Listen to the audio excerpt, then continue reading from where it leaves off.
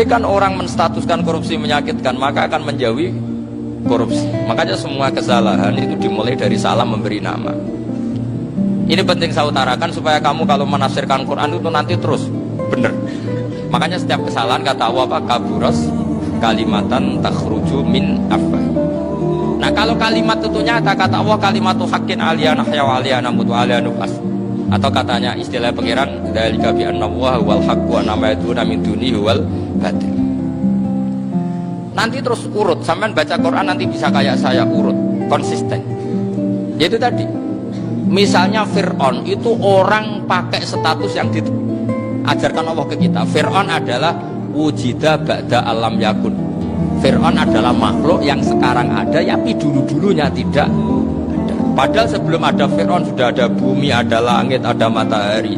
Sebelum ada Yesus, ada Isa, sudah ada bumi, ada matahari. Artinya apa? Zaman langit bumi ada, penyebabnya Isa apa enggak? Enggak kan? Karena dia ada setelah adanya langit dan bumi. Fir'aun juga gitu, Yesus juga gitu, semuanya begitu. Makanya Allah mengajari kita apa? Hal ata alal insani hinum minad dahri lam yakun syai'am madhkura. Katakan manusia itu siapa? Manusia adalah makhluk wujud yang dulu tidak ada. Sekarang banyak enggak orang yang sudah kaya sebelum Pak Jokowi jadi presiden, sebelum Pak SBY jadi presiden, sebelum Pak Karno jadi presiden? Banyak enggak yang sudah kaya sebelum? Banyak kan? Artinya yang mengkayakan itu presiden Pak Allah. Sekarang kamu miskin, kamu nggak bisa nyalahkan Pak Jokowi. Sebelum Pak Jokowi presiden kamu sudah miskin. Ya, artinya yang memiskinkan itu presiden apa takdir? Takdir. Makanya wa anna ila rabbikal muntaha wa annahu adhaka wa abka wa annahu amata wa ahya wa annahu khalaqaz zawjaini dzakara wal unsa. Jadi kita miskin ya karena kehendak Allah, kita kaya kan semua itu karena Allah.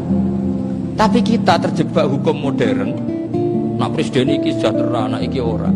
Ya mungkin secara bahasa syariat mungkin ada benarnya, tapi kita ini kan dilatih ilmu hakikat. Tak ulang malam 13 Dzulhijjah masa ilmu cek syariat tok. Oh gak pinter-pinter banget cek gobloke kan gitu. Daftar wali kok ilmune ngono ora iso. Ini penting saya utarakan. Jadi saya ulang lagi. Makanya di Quran itu ilmu tertinggi diantaranya menurut orang tasawuf qulillah tsumma dzarhum fi khawdihim. Saya itu gak pernah loh takut mati meskipun saya masih muda. Karena saya bayangkan mati itu ya baik-baik saja. Ketika saya hidup ya gak tahu cara ngelola nyawa saya, kenapa kok gak pergi. Kamu tahu caranya ngelola nyawa kamu, kok gak mati sekarang? Gak tahu kan? Tahu-tahu masih hidup kan? Tahu-tahu diutang, semacam-macam lah. Sebenarnya kita zaman hidup pun gak tahu cara ngelola nyawa kita, cara kerja jantung kita, cara kerja paru-paru kita. Nanti setelah kita mati pun gak tahu caranya hidup ketika dia. Tapi anehnya kita, mosok manusia sudah dilemah iso hidup lagi. Memangnya kita sekarang bisa hidup karena kita tahu-tahu ya hidup. Ditekdir anak yang melarat, pesek elek. Orang lain ditekdir anak kiai, Gus, mulyo. Kita kan tidak pernah bisa milih bapak itu ora iso. Ngerti-ngerti anak Karmen, anak Karlan itu sudah gak tahu. Artinya gini ya sudah ya Allah, ketika saya hidup ya tidak tahu kenapa saya hidup, pasti engkau yang menghidupkan. Ketika saya mati juga gak tahu kenapa saya mati, pasti engkau yang menghidupkan dan mematikan. Maka saya akan baik-baik saja di akhirat, karena ketika di dunia Tuhannya yang engkau, ketika di akhirat Tuhannya, dan sifat engkau tidak akan rubah, tetap arhamur rahimin. Makanya dulu wali-wali itu kalau mau mati ya santai aja. Saya itu Umar bin Abdul Aziz, itu ulama-ulama dulu kalau mau meninggal itu, kalau keluarganya nangis marah besar. Memangnya mau kemana kamu nangisin saya? Lah kamu kan mau mati, memangnya mau kemana kalau mati? Ya kembali ke Allah. Ya susahnya apa? Di dunia ya milik Allah, di akhirat milik Allah. Inna sholati wa nusuki wa mahyaya wa mamati lillahi rabbil. Yang aneh sampai harus melarat orang wani mati, aneh tenan. Ya karena sampean tahu mungkin di akhirat lebih miskin lagi kan. Itu repot nawaten terus. Coba kalau dari awal kita menstatuskan diri kita biadillah, inna sholati wa nusuki wa mahyaya wa mamati. Tapi kamu salah status. Mengatakan kehidupan adalah momen untuk mencari kesejahteraan. Kehidupan adalah momen untuk cari karir. Kamu mensifati kehidupan secara salah. Jika kamu terjebak nyari karir, nyari kaya. Coba kalau kamu pakai mazhabnya Sufi, kehidupan adalah pemberian dari Allah untuk kembali kepada Allah. Kematian ya seperti itu. Akhirnya ya santai saja. Inna sholati wa nusuki wa mahyaya wa mamati lillahi rabbil alamin. Istri juga gitu. Saya itu tidak sombong. Saya itu mulai nikah sampai sekarang itu hampir gak pernah tukaran sama istri. Sampai istri saya itu sering bilang gini, Gus, sekali-kali kalau saya ngamuk itu diwales, dilawan supaya saya punya musuh katanya.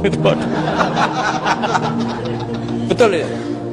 Ya saya bilang gini, Allah itu maha baik sama saya. Ketika harmonis, ganjaran saya ya lewat harmonis itu, sehingga saya ngasih uang menyenangkan Anda. Ketika Anda marah, ganjaran saya lewat sabar. Ya sudah, itu semuanya baik. Kalau kamu marah, saya tidak dapat pahala. Makanya kalau kamu marah tak dengerin. Ini cara Allah membuat pahala tanpa bayar, kata saya. Justru kalau pas rukun itu untuk dapat pahala harus nyervis, jajak, nukokno kelambi mahal. Boros itu pahala yang boros, kata saya. Tapi kalau kamu marah ini pahala paling murah, nggak usah biaya, dapat apa? Pahala. Cukup sabar. Lu itu kalau terlatih lama-lama dapat ya biasa saja. Ulama dulu seperti itu semua. Imam Syafi'i itu pernah ada orang baik sekali sama beliau. Orangnya itu munafik padahal. Tapi kalau setelah keluar dari Imam Syafi'i, dia memaki-maki Imam Syafi'i. Suatu saat beliau dikasih tahu, orang yang tadi muji-muji jenengan itu di luar maki-maki jenengan. Imam Syafi'i itu guyu. Guyu sebenarnya bukan alhamdulillah. Muridnya kan janggal. Ini dikasih tahu gitu. Alhamdulillah. Kenapa Imam Syafi'i? Dia kan di luar maki-maki jenengan. Berarti aku wong wibawa ning arepku rawani. Ya jadi dia enteng saja melihat, berarti aku wong wibawa ning arepku ora wani. Ya sudah, terus ketika ditanya, tapi itu kan bahaya bagi Anda karena memfitnah Anda gini-gini. Kata beliau, zaka Allah. Yang kritiknya bahaya itu hanya Allah Ta'ala. Yang lainnya enggak bahaya. Karena ini makhluk dhaif, enggak penting. Loh, kamu sampai tersisa dikritik orang karena kamu nganggap makhluk itu penting. Ini gobloknya sampai ya. Goblok segoblok-gobloknya itu. Coba kalau kamu mensatukan makhluk tetap makhluk, kritiknya tidak penting. Selesai kan? Selesai enggak? Jadi problem Anda tidak wali itu, kalau dikritik ya susah. Makanya tidak wali itu problem menurut saya. Makanya saya agak ingin nggak jadi wali itu kan gitu kan. Karena hanya wali yang hidupnya itu la khaufun alaihim walahum yahzanun. Orang dulu tuh semudah itu hidup. Gampang sekali. Dulu ceritanya diantara ceritanya manakibnya Sayyid Ja'far Shadiq itu, kalau ada orang memaki-maki dia itu dikirimi hadiah. Kenapa ya? Karena kebaikan kamu telah kamu berikan kepada saya, ini hadiahnya. Sampai malu yang kritik. Kan kalau orang rasani itu kan kebaikannya dikasihkan sama yang dirasani. Lah kamu kan ngajinya seperti itu, tapi dirasani kok susah. Harusnya kan kasih aja, ditransferi saja. Alhamdulillah.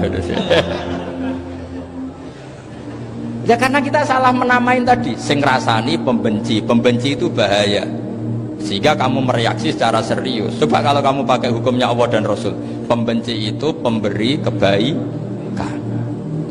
Istri marah adalah pemberi kebaikan. Ada yang berani mulai meraktekan? Latih begitu terus, insya Allah nanti hidup kamu barokah. Itu disebut wa'allama adamal asma. Dan itu yang diajarkan Rasulullah. Rasulullah itu kalau ngajarkan hidup itu gampang sekali. Allahumma ja'alil hayata ziyadatan li fi kulli khairin wal mauta rohatan li min kulli syarrin. Jadi kalau kita hidup, anggap saja peluang untuk nambah kebaikan. Kalau kita mati, anggap saja akhir dari semua potensi kejahatan kita. Anda sekarang mungkin tidak zina, tapi potensi zina. Anda sekarang tidak korupsi, potensi korupsi. Anda sekarang tidak selingkuh, tetap potensi selingkuh. Nah, Anda saja kalau mati, berarti akhir dari segala potensi itu. Alhamdulillah. Makanya saya tuh nggak pernah takut mati. Karena saya misalnya setiap saat mati, ya saya nanti akan bilang, ya Allah, ini sudah mau mati, berarti mau akhir dari segala potensi keburukan saya. Alhamdulillah. Makanya itu ulama-ulama dulu kalau ada preman mati, saya guys, tonggone ra gelem muni saya. Wah, preman kurang ajar. Saya guys, tonggone tetap ra gelem muni saya. Padahal kiai ini muni, saya guys pun mati pun mboten sakit macam-macam niki pasti. Karena dia dengan mati berarti rohatan mengguli syarrin, keburukannya tidak terulang lah. Lah keburukan nggak terulang lagi itu saya apa buruk? Saya. Makanya kiainya minta saya guys niki, tonggone cek menengahin. Saya guys menengahin. Makanya suatu saat kalau ada gitu kamu harus bilang apa? Saya pun boten jahat malih pun mati. Jadi kayak apa coba? Coba sekali-kali statuskan kalau al hayat adalah ziyadatan lana fi kulli khairin, al maut adalah rohatan lana min kulli syarrin. Sehingga kita hidup ya happy, mati juga happy, gak masalah. Terus kayak misalnya muni ngene, tapi anak bojoku piye? Memangnya selama hidup anak bojo bahagia?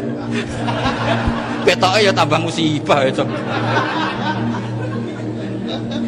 Malah sombong lagi kamu, seakan-akan kamu Tuhan yang bisa mensejahterakan manusia.